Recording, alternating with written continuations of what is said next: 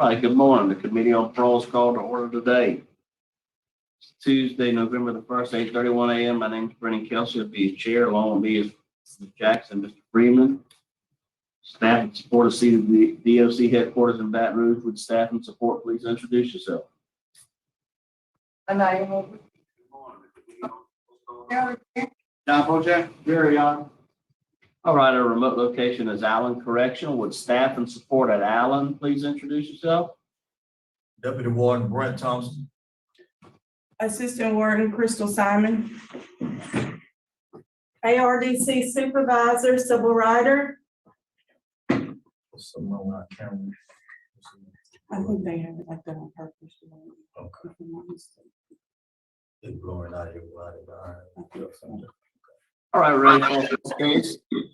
Please introduce yourself, state your name and DOC number for the record. My name is Lee Reliford. My DOC number is 506296. All right, Lee, is this camera like this, or we can't see anybody in the background? Are you?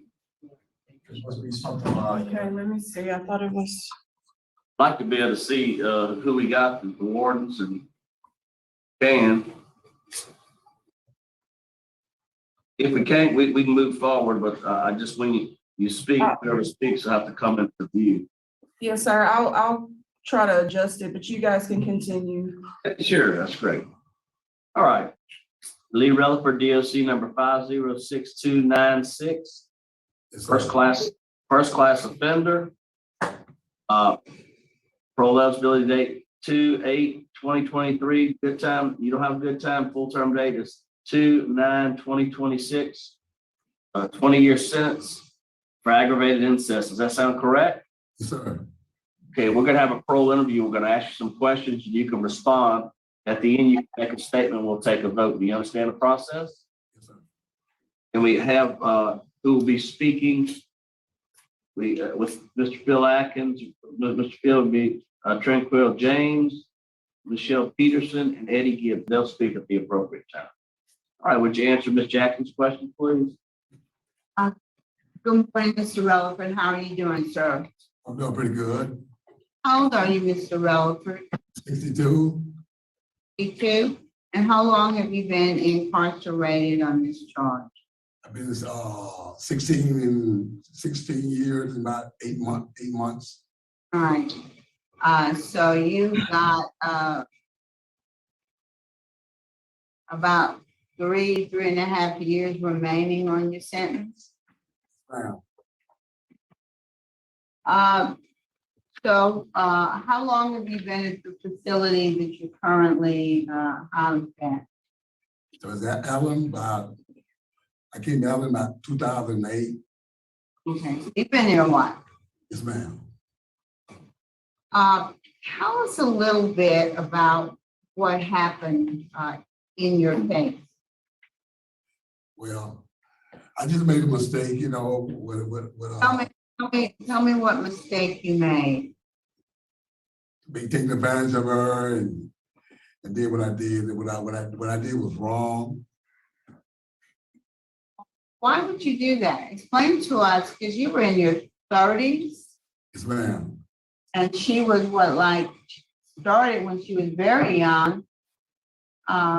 So explain to us, and you were in a relationship with her mom. Were you married to her mom? Yes, ma'am. So why would you do that? Why would you do that? It was just a bad choice I made. But a lot of people make bad choices. So let's not minimize it and call it a bad choice.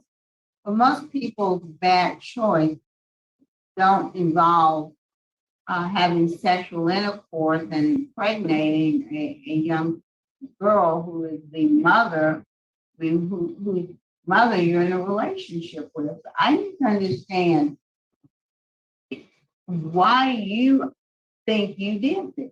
What is it about you that made you do this, to this young girl? I don't. Well, I think maybe I was drinking and just made a bad choice. I was drinking, like I said, I was drinking. Made a bad choice. Well, but again, a lot of people drink. They don't molest children. Did you take the sex offender treatment program? Yes, ma'am. Tell me what you learned from those programs. I learned to what I did was wrong and help other people and Yes, I, you did. I, Well, go out and apologize for apologize for what I've done. And I left my mother in a bad situation with 4 kids to raise, you know. I thought about all of it. All that came to play. how do you think what you did has affected the victim in this case? She ended up having to have the pregnancy terminated because of the circumstances of what you did to her. And even though the DNA on the fetal material came back indicating that you were the one responsible, you continue to deny your guilt. So how do you think all of that impacted that young lady who had to go through all of this through no fault of her own? How do you think that impacted her? It impacted a lot, you know. Like I say, I was wrong what I done, and I understand. I want you to think through, how do you think what you did to her impacted her? it hurt her. It hurt her. That's it, that she did her feelings hurt. I mean, what do you mean it hurt her?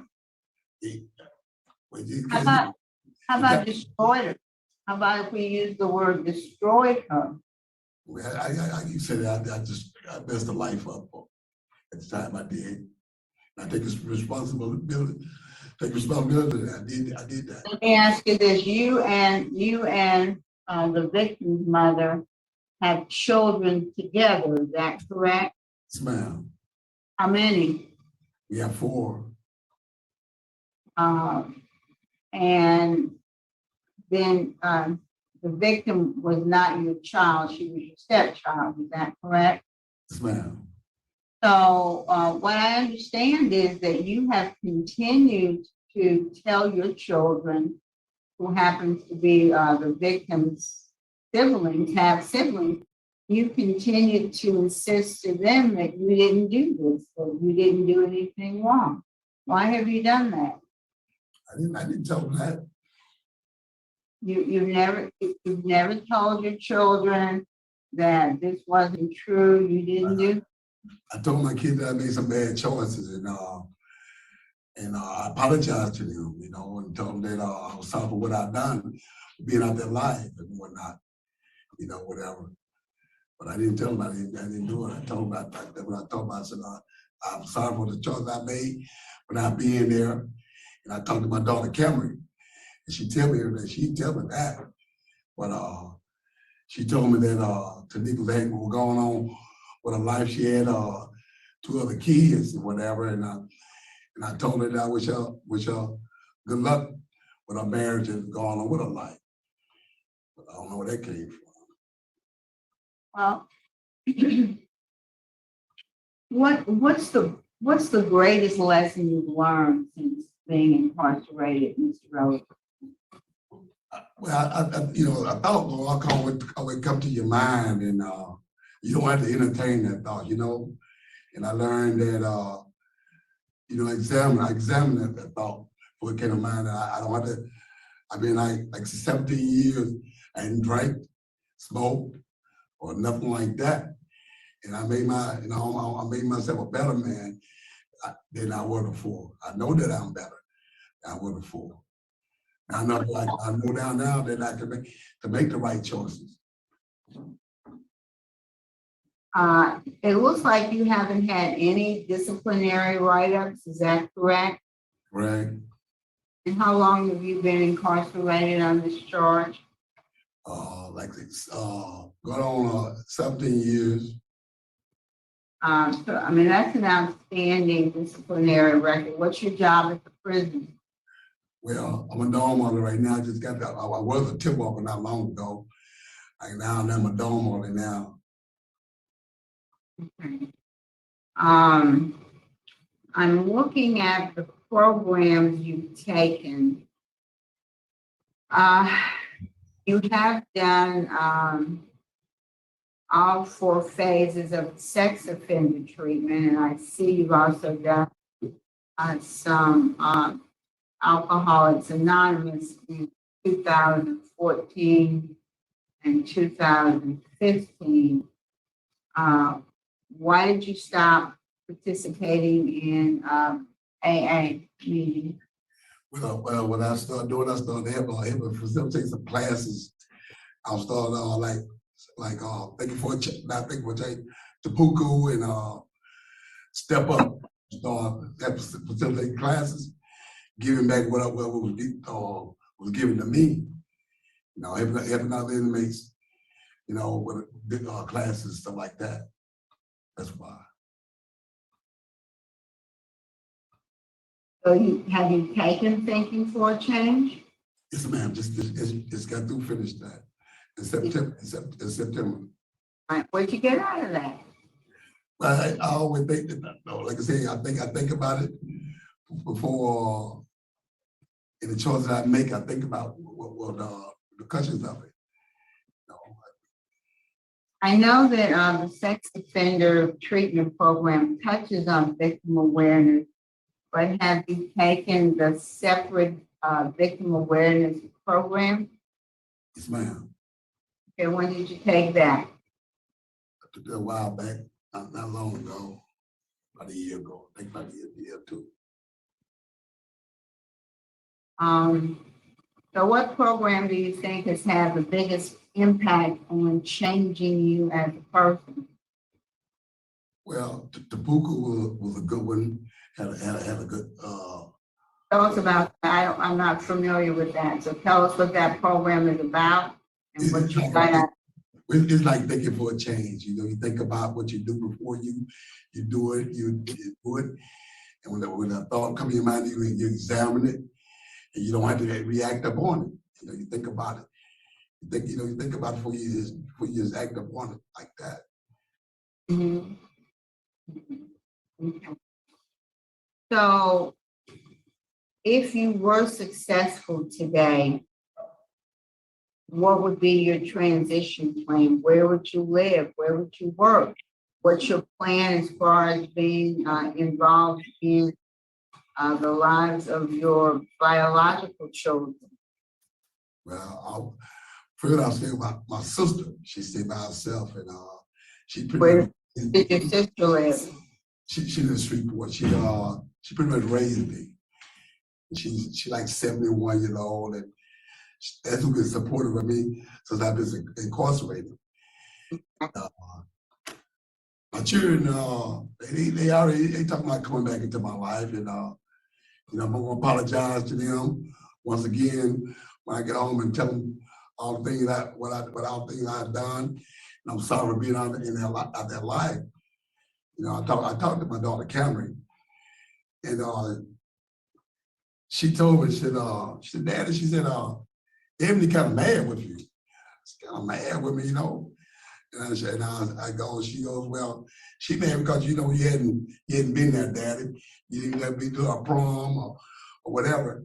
And you know, that kind of broke me a little bit, but you know, I learned from that. It made me strong, you know, made me strong.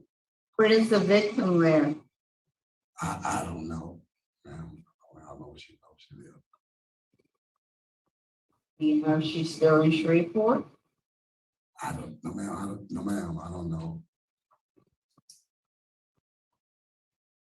All right, Warren, what can you tell us about Mr. Reliford? Pretty much, Ms. Jackson, like you noted on, his disciplinary record is pretty much exceptional. The dormitory unit we have to live at is pretty much for offenders that actually have trustee status or very, very good disciplinary records. So in the area where he's actually working as a dorm warden, the staff down there say he actually does a good job. And that's pretty much it. All right, Mr. Kelsey, that's all I have. All right, now we'll hear from opposition, Mr. Phil James.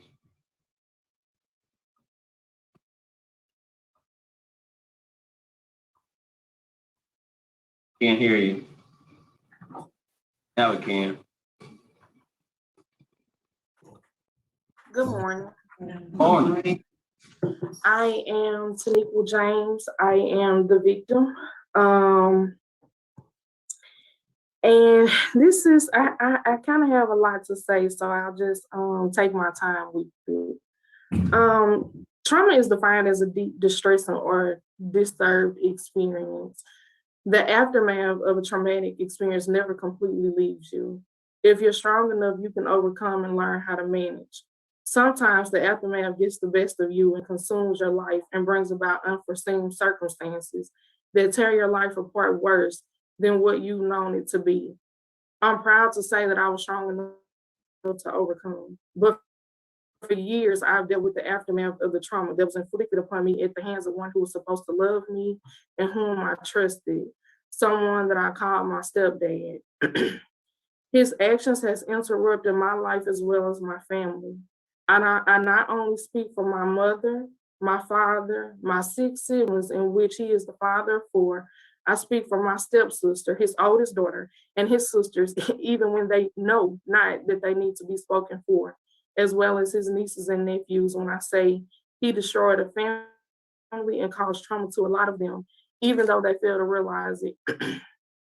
For years, some of his family has faulted me, the child, in this situation because of the lie that he has perpetrated. Today, him and his family look forward to him being paroled and eventually coming home. But my pain still runs deep because he has no remorse. And for the first time today is the first time I've ever heard him admit guilt to what he has done. He's held on to the lie that I've lied on him for years. I'm not sure how one can be such a changed person when they fail to take accountability for their actions and the damage that it has caused so many people. His sentence may have been for 20 years, but his trauma and my thoughts are for a lifetime.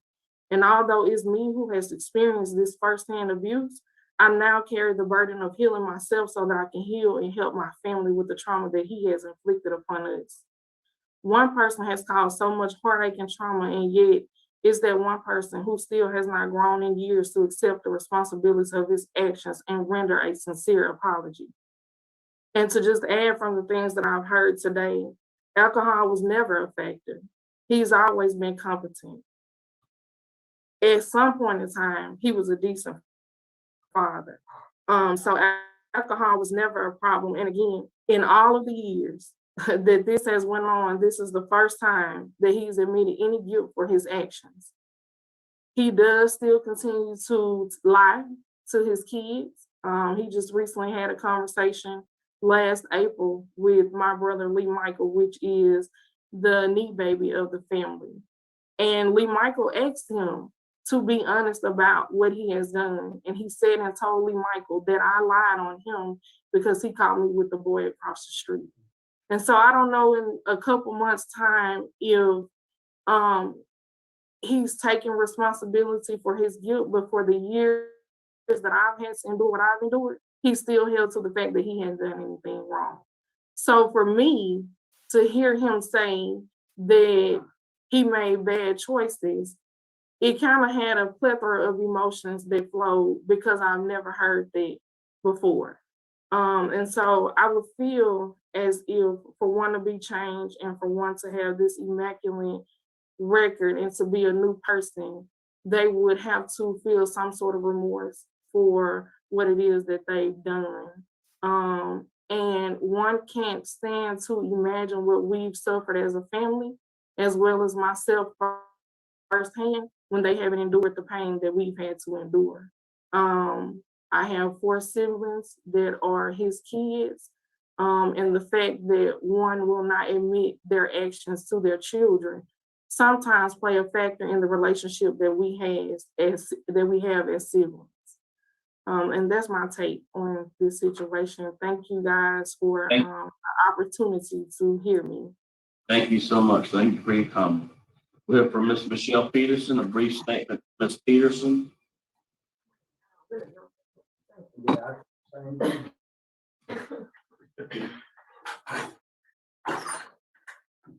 Well, good morning. On.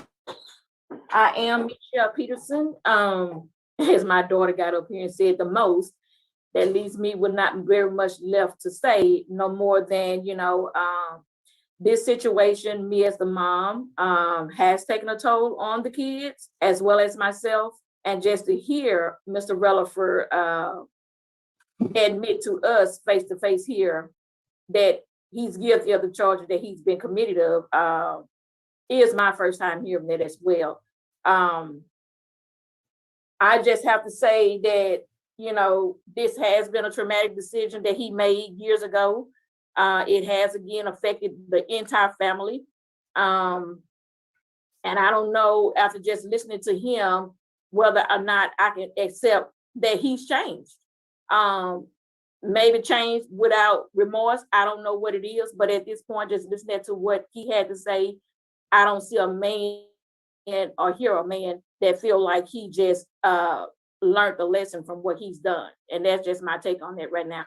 Because you just can't do a child in that manner and then do the years that you've done and then still sit after years later and not even apologize to her, knowing that she's present today. That should have been the first thing you should have been able to say to us. The apology would have meant a lot from my standpoint. And that's my brief statement on it. All right, thank you so much. Thank you, Mr. Eddie Gibbs. You can make a brief statement.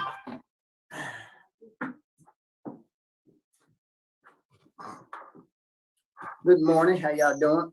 Morning. My name is Eddie Gibbs. I'm Nika Forder. As I sit up here and watch the statement he say, first of all, I want to say, he say alcohol had a problem with that. I don't think alcohol had a problem with it because, I know Mr. Ralph over the years, me and him talked several times when I come down to see my daughter. So he sit up and lied about alcohol played a role. I don't think alcohol played a role. For myself, it hurted me from day one. He messed us up, but thank God that I know a father that he gave us strength through all this. But I look at him as he spoke this morning, yeah, you may be incarcerated, but I don't, deep down my heart, I feel like he haven't changed. And I don't have too much to say right now, but I just pray that, you get your life together. All right. Thank you, sir. Thank God.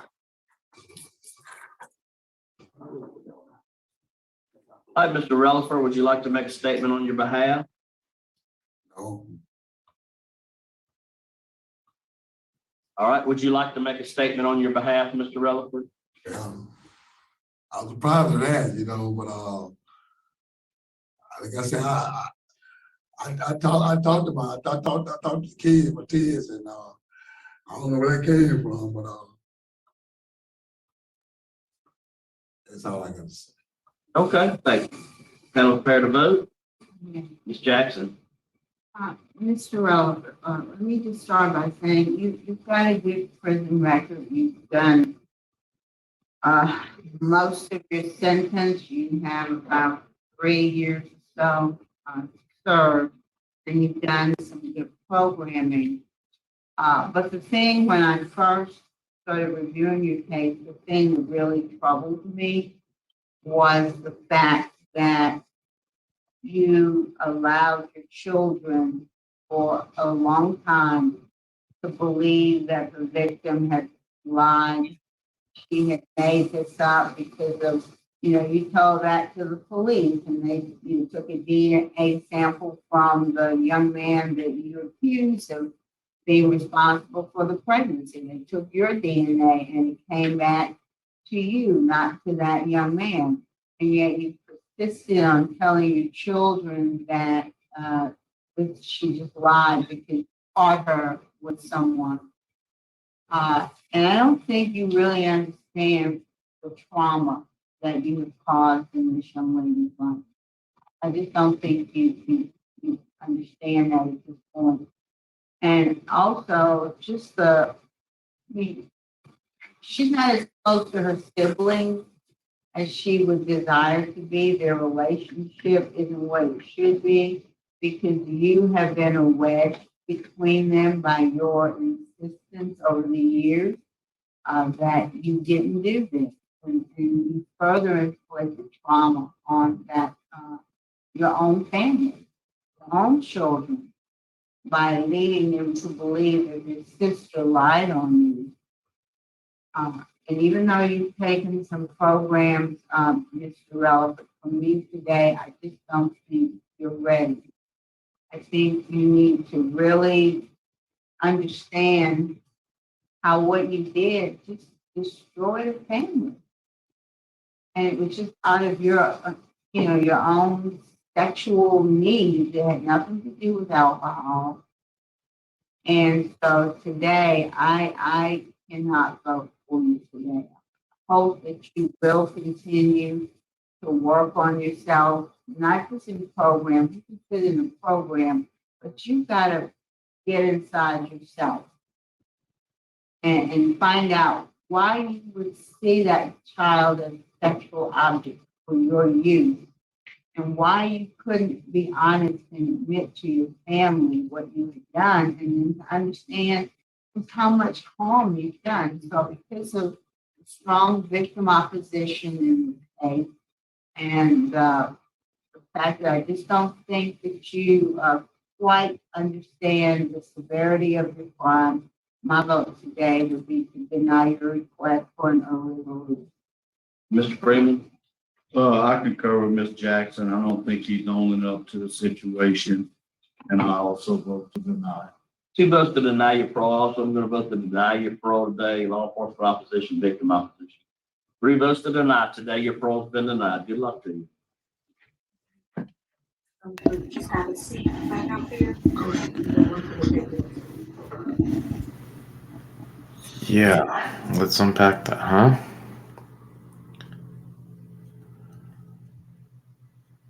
Let's unpack that. We call on this channel people who hurt children, their own children. We call them cockroaches.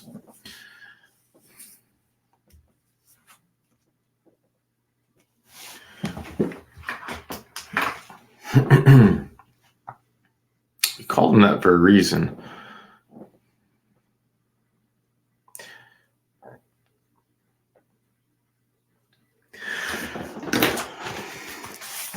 The way that he ended it was really quite a summary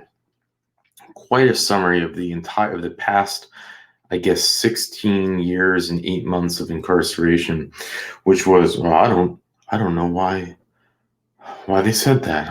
I tell the kids, I tell them everything. You lying scum.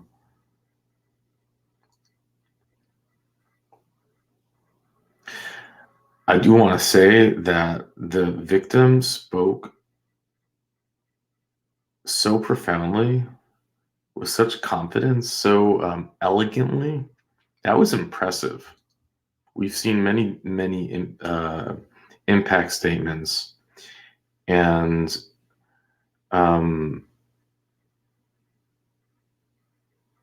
she's, it's just one perspective, but from mine, it did seem like she's really conquering. She's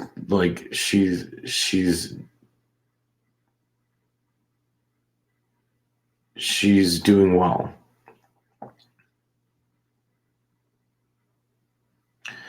The whole not a single write-up. What's really interesting is that the more and more cases that we see, we begin to see a pattern. And it's the cockroaches that don't have write-ups. We see it over and over again. They literally can go their entire sentence without a single write-up, which is remarkable. And that just falls into, I think, like the sociopathic,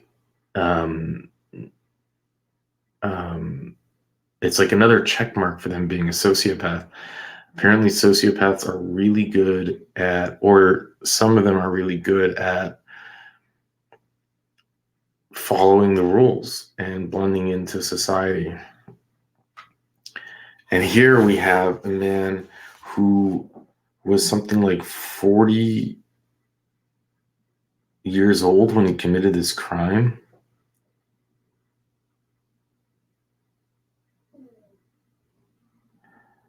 Or was he not yet 40? But had gone his whole life without any felonies. I tried looking up the case on the internet. I couldn't find it. If anyone can find, he probably took a plea deal, which is why it's not on there. He got 20 years. We see, you know, the 20 years is more than we've seen other cases. We had one where the cockroach got 8 years. We've seen, and he was on parole after just, I think, 3. So 20 kind of seems to be like the max for this stuff. And he's almost done. I mean, the scary part is it's 16 years and 8 months. He's going to get out in under 4 years. He's going to be on the street. He's going to be free to offend again. That's just the scariest part.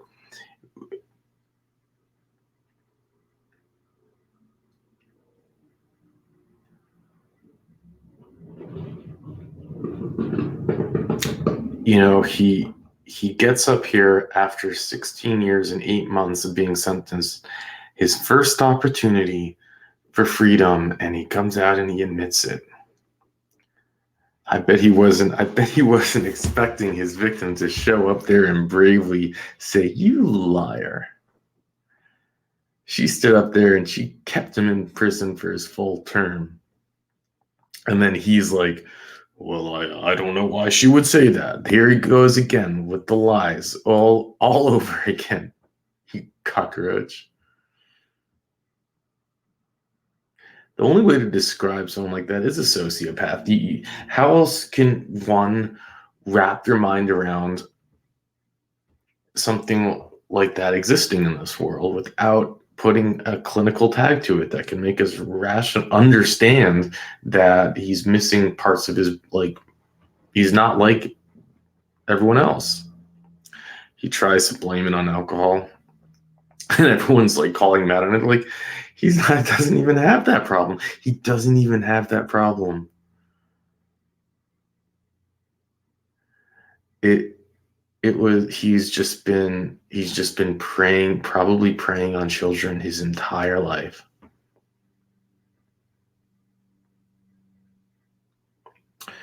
And for some reason, the most a judge can do is give him 20 years. Because why not? Why not set him out into society so that he can wreck more lives? Why not?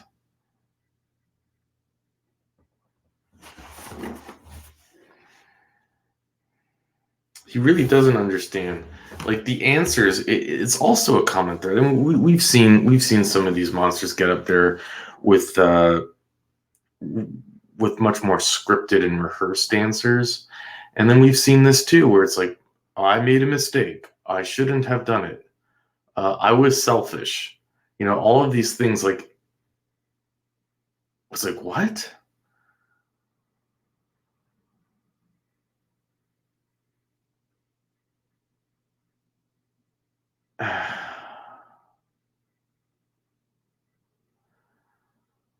You know, sometimes I find myself where I really would be more enraged than I am right now, and I wonder if I'm just getting like calluses to this, and I'm starting to become hardened to it, which is a really scary thought.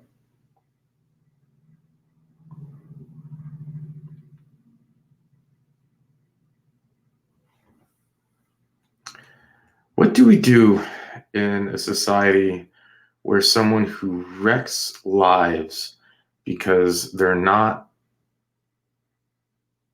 there's something wrong with them, and they like little kids, and they will hurt, and they will do everything in their own interest without any regard for anything. And then they get put away for 20 years. And then they get released back into society. It's literally like releasing a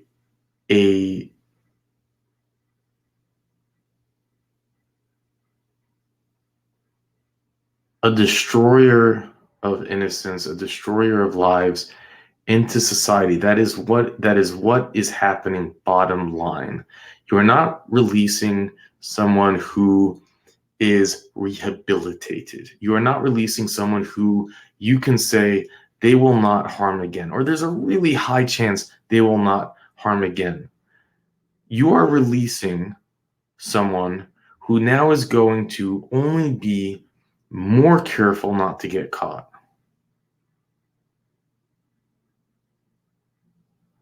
Who's going to make sure that they don't get caught, but will not stop. So who's responsible for making sure that that doesn't happen? When he gets out, he's going to have to register. He's going to have a parole, whatever. He's going to have, well, he's not even going to be paroled. He's released on full-time, but he will have a parole officer still, right? Whereas because he's getting out in his good time date, he's not. He's just going to be out.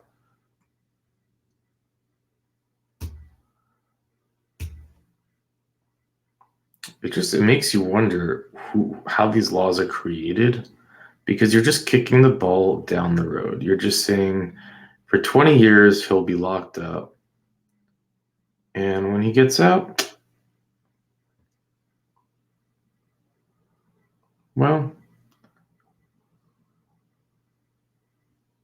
he's gonna, go destroy more lives, but who cares? But a drug dealer,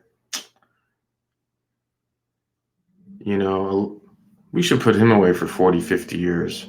An habitual offender, well, he like robbed 6 grocery stores. Let's put him away for 99 years. Oh, the guy who robbed a bank, let's put him away for 50 years. Oh, you wrecked a child's life? Oh, okay. I think 8 years sounds good. Let's do 20. 20 is a good sentence. Yeah, you'll be out, but whatever. I'll probably be retired by then. I won't be a prosecutor anymore. They send the prosecutor, they send the DA to these other cases, like some guy who did a string of robberies. The DA shows up to keep him in, or some guy who has possession with intent to distribute. The DA shows up to keep him in, but this cockroach, where's the DA here? Nope, just the victim and her parents.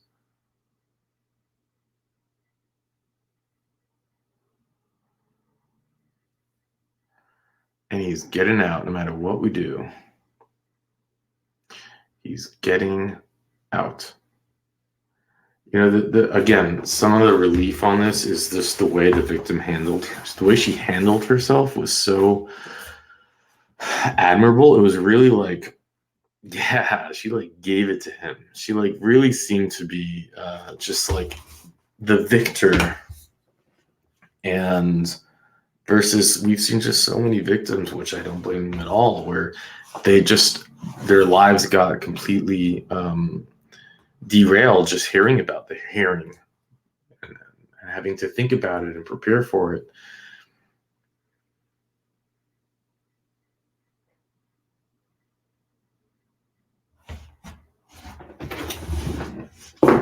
Anyways, with that, I'll let you go.